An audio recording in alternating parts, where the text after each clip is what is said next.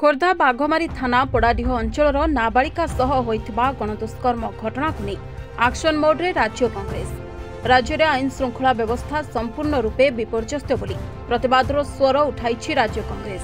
नाबालिका दुष्कर्म घटना रे खोर्धा पुलिस कार्यदक्षता को नहीं प्रश्न आनिथिबा सह आज कांग्रेस खोर्धा जिला सभापति राजीव पट्टनायक अध्यक्षतार बेगुनिया कांग्रेस विधायक प्रार्थी पृथ्वीवल्लभ पट्टनायक कांग्रेस मुखपात्र सोनाली साहू प्रमुखों सहित एक 5 जणिया टीम पीड़िता गाँव में पहुंची परिवार लोकों सहित पूरा घटना विषय आलोचना करिसेंति।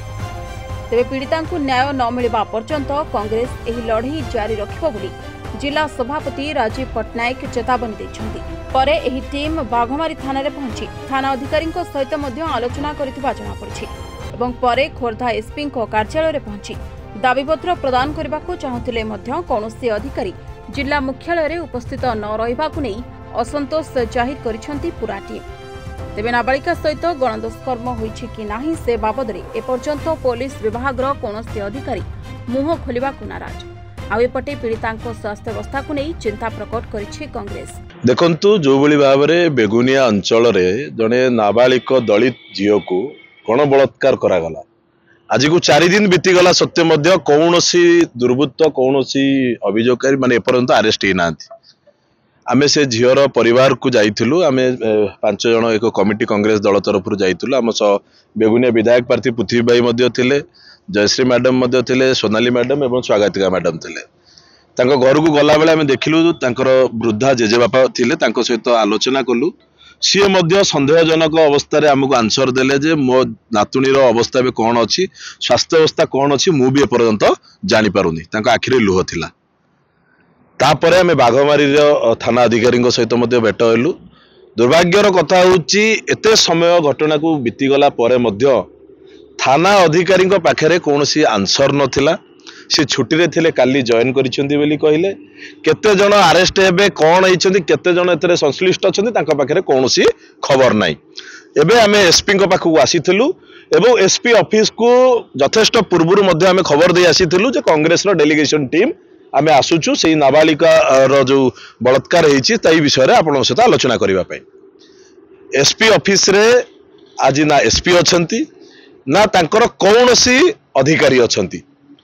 जेतेबेले खोर्धा भली एक सेंसिटिव जगार जिला हेडक्वार्टर रे भली घटना घटुची एठी अधिकारी माने नाहंती। गोटे राजनैतिक दल जेतेबेले चिंता प्रकट करूची जे से झीर अवस्था एबे कोन अछि स्वास्थ्य अवस्था कोन अछि एठी कहिवाकू मध्य केही नाहंती।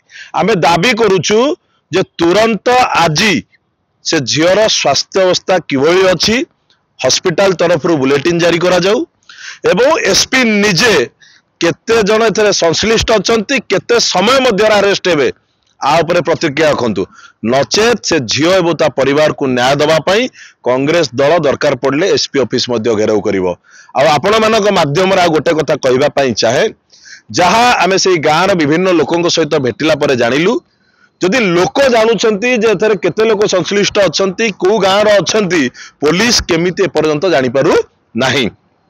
सांसद विधायक भारतीय जनता पार्टी सरकार एक निर्दिष्ट जगार एक निर्दिष्ट प्रोग्राम रे अछंती एठी आउ गोटे झियो किंतु जीवन मरण सहित खेल खेलुची। मु पचारिबा पाई चाहे भारतीय जनता पार्टी मोहन सरकार को या जदि आपणकर सरकार जे एठी गोटे झियो जतेबेले मेडिकल रे जीवन मरण सह खेल खेलुची जीवन मरण सह जुझी होउची सेतबेले आपणक दलर समस्त दायित्व संपन्न व्यक्ति विधायक सांसद तो आरंभ करी मंत्री मुख्यमंत्री पर्यंत दिल्ली रे अछंती। देखो निश्चित रूपे एक चिंताजनक एवं दुर्भाग्यजनक कथा पीड़ितार परिवार रे तार जे अच्छी जेजेबापा भेटिथिलु एवं परे परे आमे जाइकरी बाघमारी थाना अधिकारी को भेटिथिलु। सबुठु चांचल्यकर कथा होची एवं आश्चर्यजनक कथा होची जे आईआईसी को कथा एवं पीड़िता जेजेबापा कथार कौन तालमेल रहूना। पीड़िता जेजेबापा जितेबाला कहते कहीं आसी नाहंती एवं कहीं भेटिबाकू आसी नाहंती सेतेबेले आईआईसी कहते जे आमे जाइकी तांको भेटिचु। आउ गोटे कथा देखा मिलला सेठी जे सरकार तरफ से परिवार को संपूर्ण घेरिकी रखा जाइछि।